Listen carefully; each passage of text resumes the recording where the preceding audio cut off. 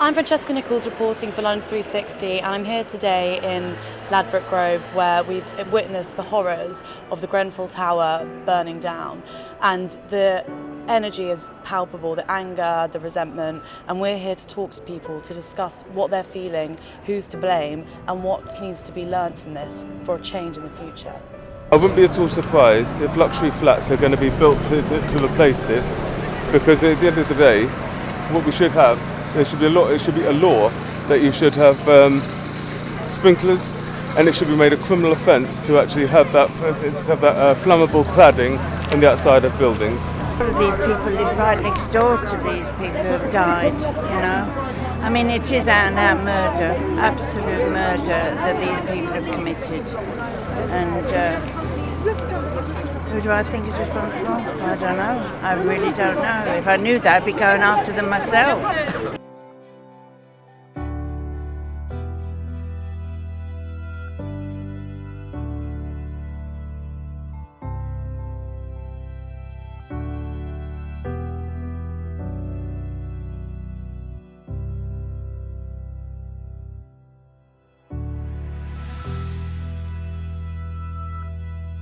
It's just a local discussion happening around here because people are under stress, they are under pain, you know, they're going through it.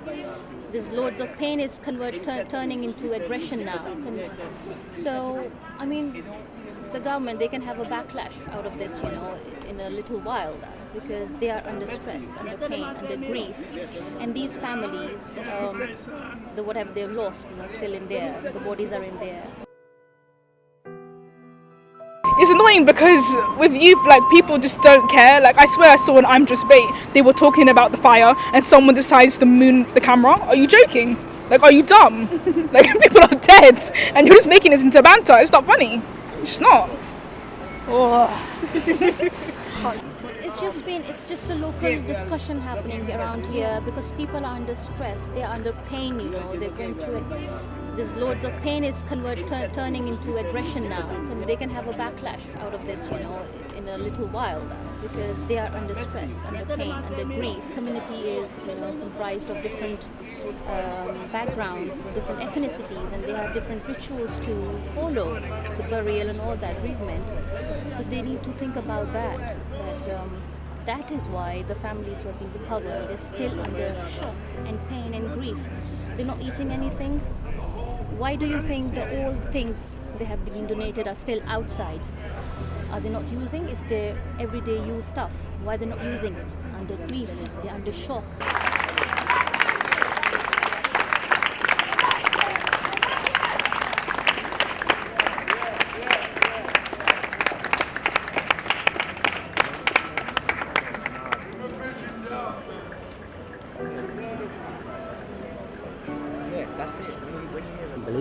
Couldn't believe it. My first initial reaction was that it looked like a terrorist attack, the way it was on fire. And then obviously, you know, I watched it and it said it was just a kind of fire that happened. But it was just, you know, to see it was just shocking. In a block very similar to that, you know, for years in Hackney, and I know that people used to complain about certain things and they weren't listened to. You know, you'd look like you're moaning or you're just, you know, you're not being appreciative of the fact they're doing work there. But the fact is, people complain, and I know from my own personal experience when you're dealing with, you know, the government, the councils, they're not always listening. They're not listening, and it seems yet again it's the poorer people that have had to pay with their life with this. And so I really hope if anything comes of this, you know, we start listening, and we're not always waiting for the problem to come. You know, we can't just keep waiting for something to happen and then we react. We need to start. We've got money in this country. We need to start investing the money into our people.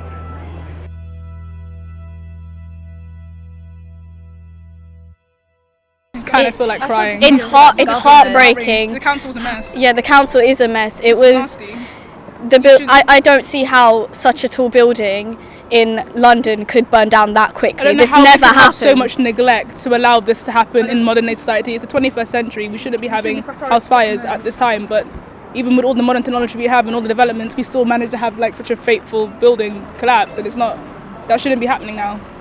Clearly they put money over the people because they just tried to save money and cut corners on the building when they could have just fireproofed it and people would still be alive to this day.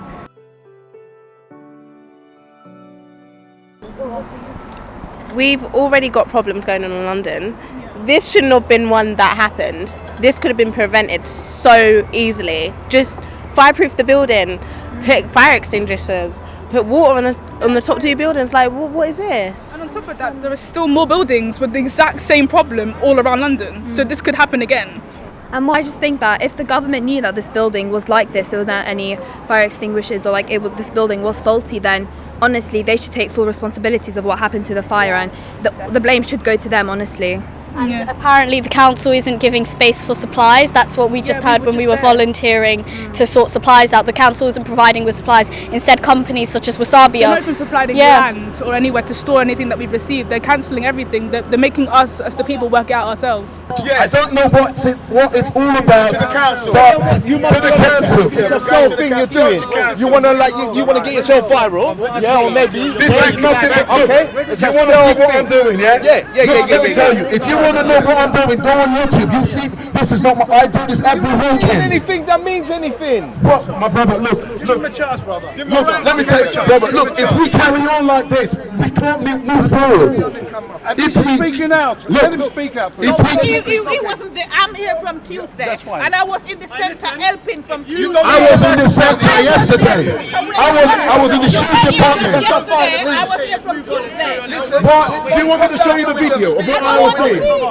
I don't look. All of these distractions. We haven't come here for a fight, brother. Look, come on. It's not all about me. It's all about the people. That's all you have to promote. Look, about the protest. Tell the people about the Listen.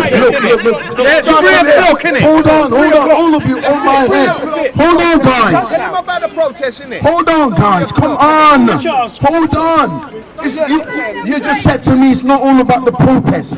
Look, it's all about people. It's all about you. It's all about me. It's all about peace. It's all about unity. It's not all about violence. It's not all about going out. Listen. No violence, brother. Look, I'm not a violent man. Can I just say something? Exactly that. Time to be a march. It's a march, 3 o'clock, town hall. All right, peace up, guys. Peace up, guys. Peace up, guys. Tell them what the march.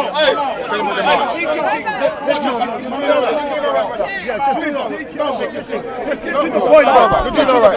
Leave him. You're doing all right. He's not doing all right, man. What's he doing? I want him to talk about the march and then come He's talking to build up his profile. See. Don't plug it in. Don't This you play. Give him a chance.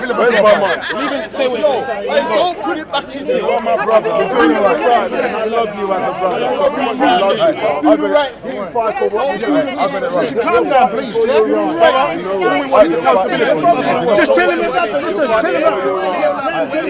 the